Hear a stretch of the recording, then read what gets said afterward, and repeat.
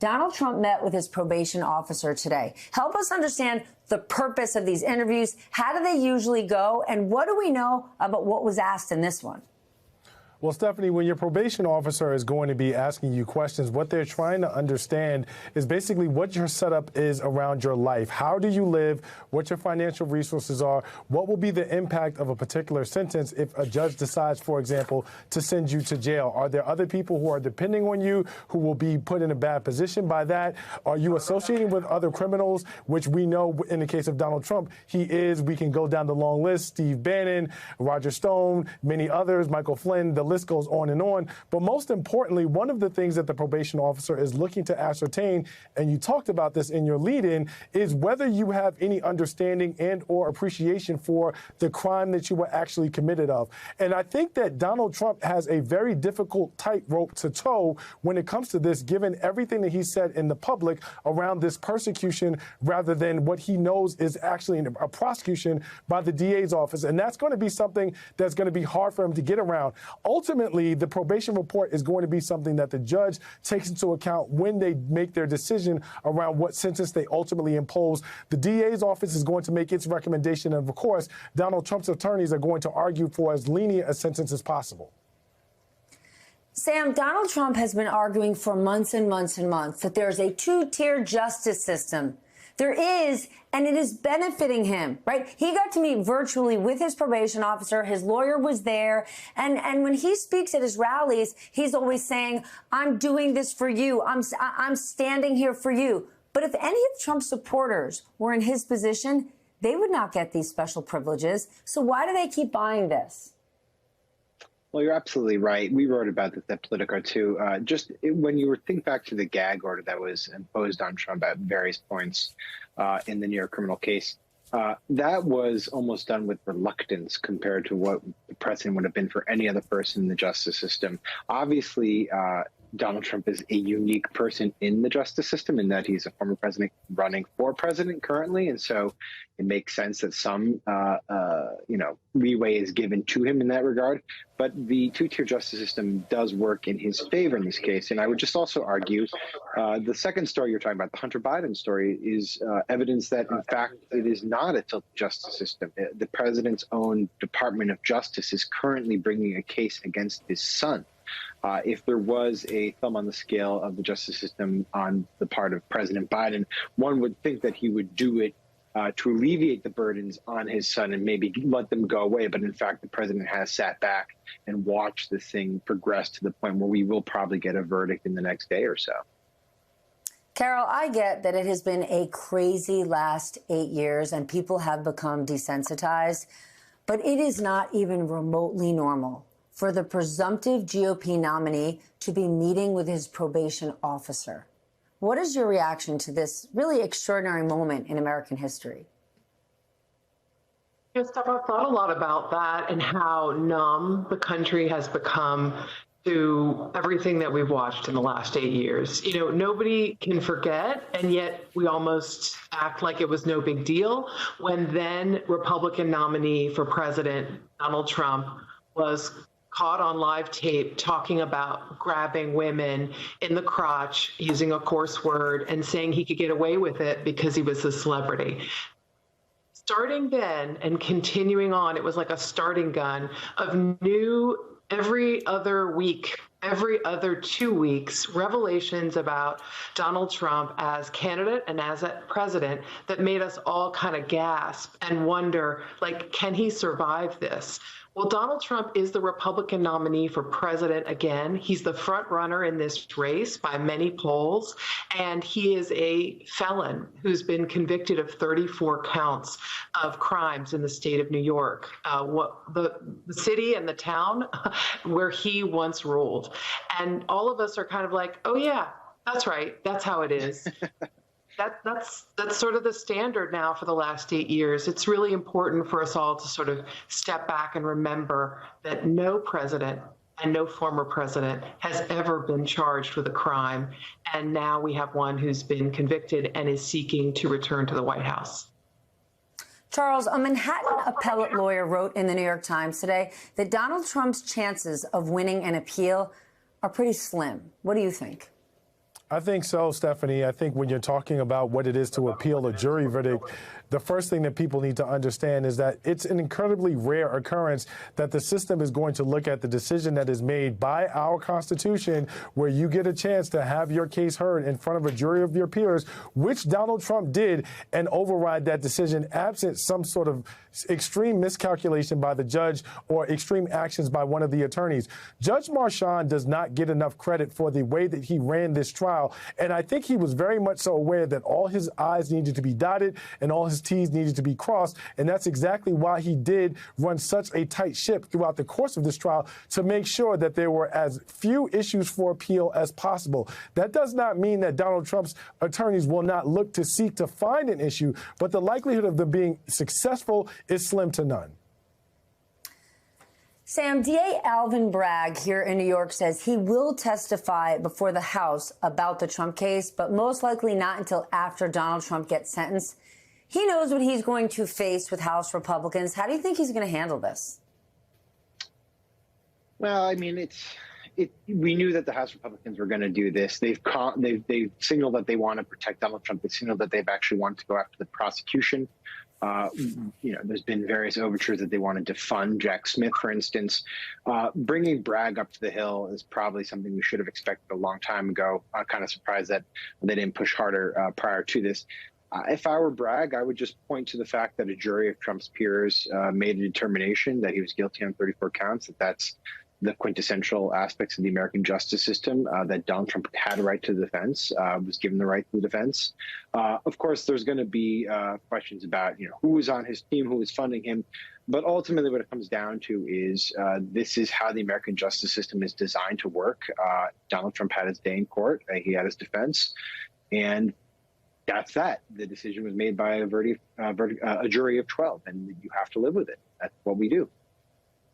Charles, let's shift to what Sam was mentioning a moment ago, the Hunter Biden case. What did you make today of both sides closing arguments and Hunter not taking the stand? Well, I'll go in reverse, Stephanie. It didn't surprise me that Hunter Biden didn't take the stand for a number of reasons. Number one, I think it's very difficult for Hunter Biden to give testimony in any way that's going to try and exonerate him or at least defend against those charges without either incriminating him or at least admitting publicly around his substance abuse. And I think that that's something that he wanted to avoid. I think that his defense team wanted to avoid that. And ultimately, if you're looking at this from a 50,000-foot view, it's also something that would not have been well for the Biden administration to have in the headlines. Not that that has an impact on Hunter's actual case or the charges per se, but I think that that was also a part of the calculus here.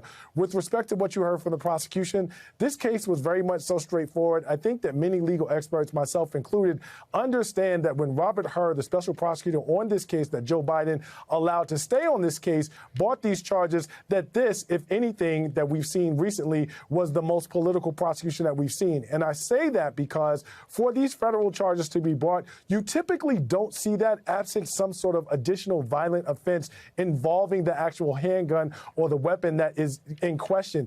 That's not the case here. Hunter Biden is not charged with that because we don't have those facts. But yet and still, Robert Hur decided to bring these charges against Hunter Biden, and the case for the prosecution is relatively straightforward. So none of it surprises me. What the defense did on their closing argument is you work with the facts that you have. They don't have great facts, and so they have to call into question the timeline. I just don't know whether that will be enough for a jury to either acquit him or result in a mistrial.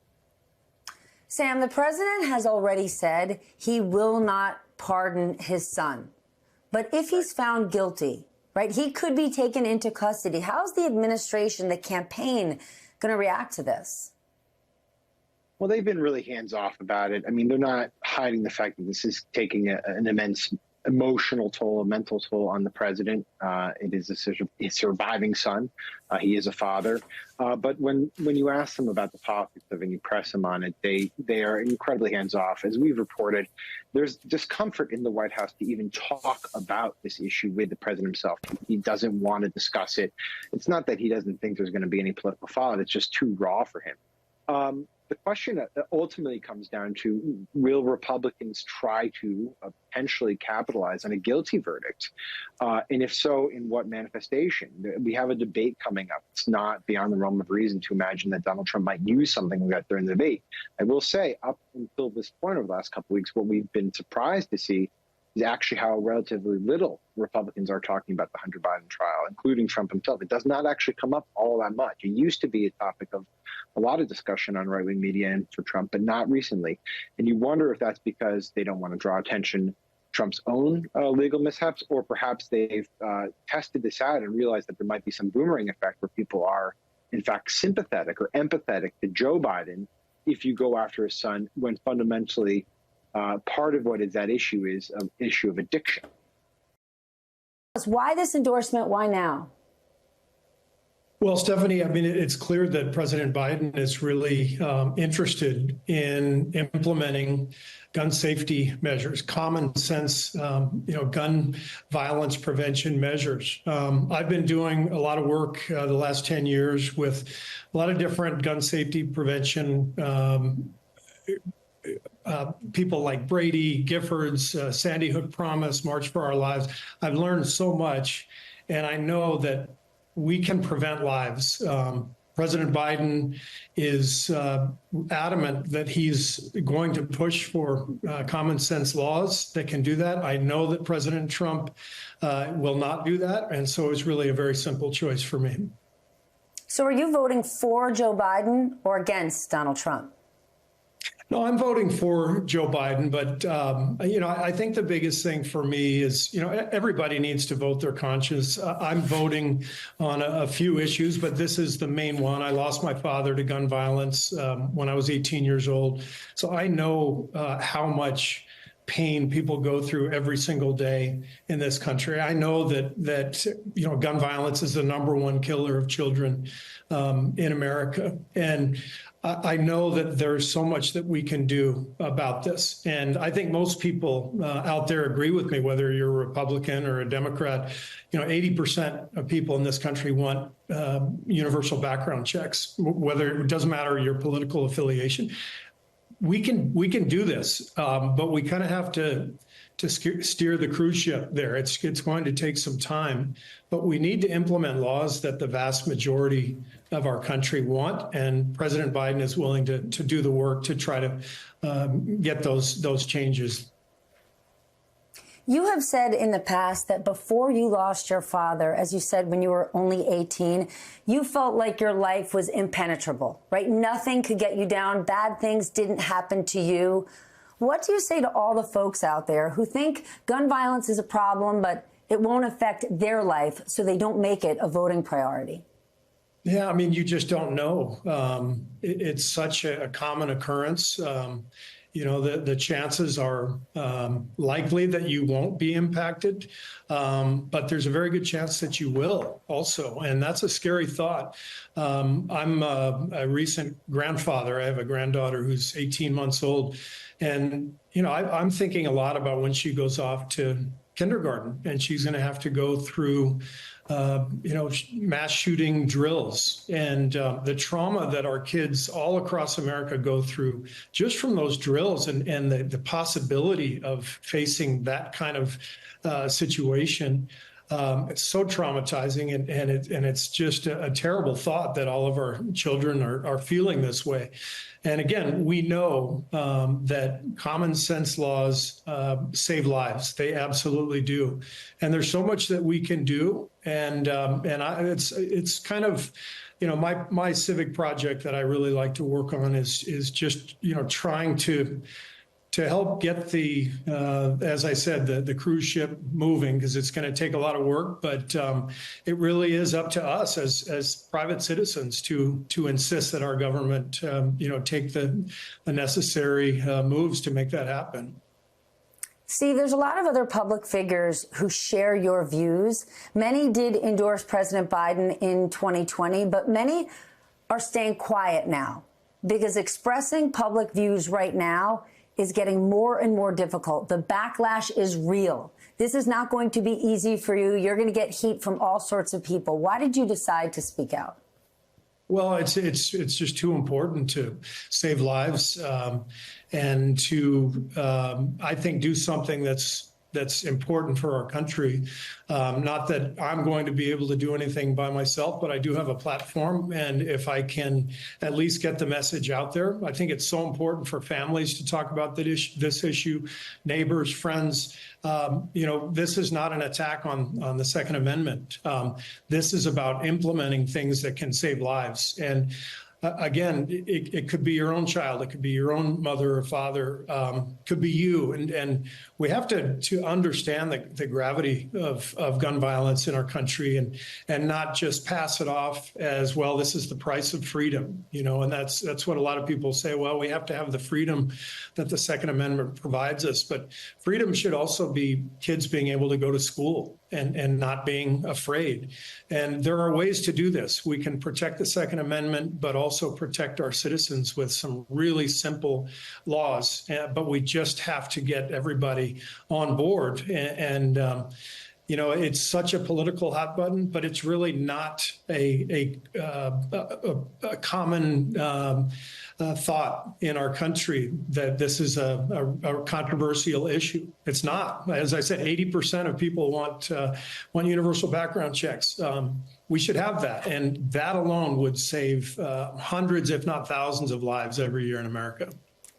You said it right there. It is a political hot button issue, but not when you go into people's homes and you sit at their kitchen tables and you talk to them about what matters to them. I do want to talk to you about something else that matters to you, that you know a lot about, and it's obviously basketball. Before you go, you played with Michael Jordan on the Chicago Bulls. You know how this superstar was treated early and the attention he got. Given your experience, your firsthand knowledge, what do you think of Caitlin Clark's treatment so far in the WNBA?